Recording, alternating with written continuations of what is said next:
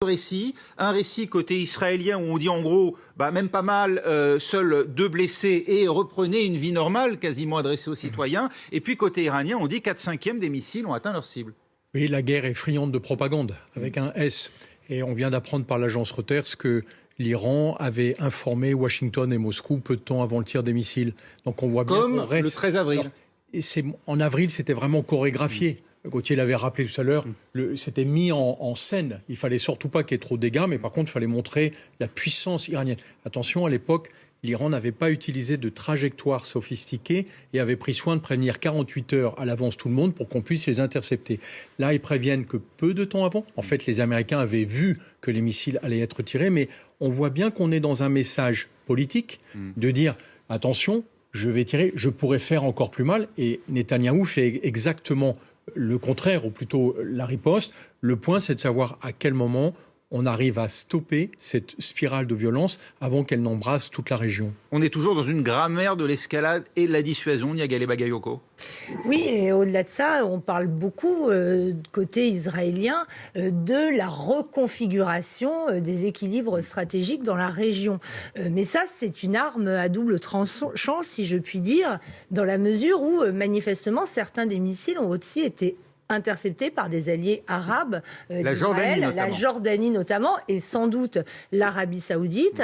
Ça rappelle aussi les grandes tensions qui existent entre l'Iran et les pays arabes, donc des tensions qui existent au sein même du monde arabo-musulman.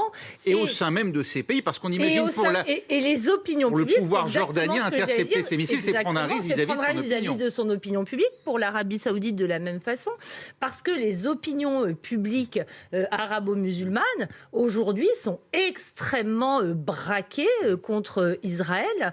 Et cette complicité qui peut être vue, perçue du côté des voisins de l'État hébreu peut être très très problématique par rapport à ce projet de reconfigurer la région en se débarrassant du régime iranien, en l'empêchant d'accéder à l'arme atomique. C'est ça aussi sans doute qui fait partie des calculs d'Israël. Mais ça serait oublier l'opinion publique qui est horrifiée par les massacres de civils auxquels elle assiste depuis quasiment un an maintenant. Vous voulez ajouter, Guillaume Ancel ? Oui, c'est intéressant de faire le parallèle avec la guerre en Ukraine que soutient les États-Unis, et on voit bien que aucun pays allié n'ose intercepter des missiles russes. On impose des contraintes très très fortes au président Zelensky, alors que pour l'instant les États-Unis n'ont jamais rien réussi à imposer au Premier ministre Benjamin Netanyahou. Ça pose une question, y compris à l'intérieur du groupe de Rammstein, des 54 pays qui aident l'Ukraine et qui disent mais pourquoi il y a 2 poids 2 mesures. Bien sûr. Gauthier, j'ai à ça. Oui, une hypothèse là-dessus. On voit que dans la guerre en Ukraine, l'une des spécificités, en tout cas, de Zelensky et de ce qu'il prétend incarner, c'est une forme d'universalité et d'universalisme. De dire, nous nous battons pas uniquement pour nous, nous nous battons pour la démocratie, pour vous. Quoi qu'on en pense, il y a quelque chose à travers lequel on peut le saisir. Là, le problème du Proche-Orient, c'est qu'aujourd'hui, vous n'avez plus d'universalisme.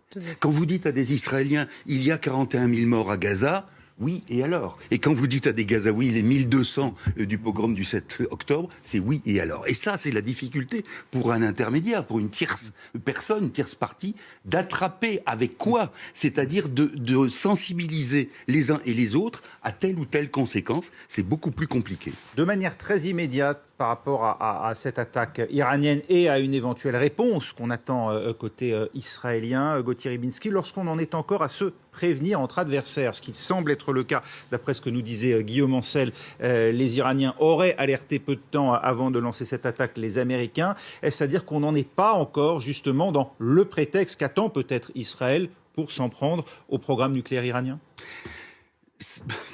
Encore une fois, moi, j'attache beaucoup d'importance à cette forme de cynisme. C'est-à-dire, on dit, on va frapper et on se met d'accord, presque ouvertement, puisqu'on nous le savons, sur le fait qu'il va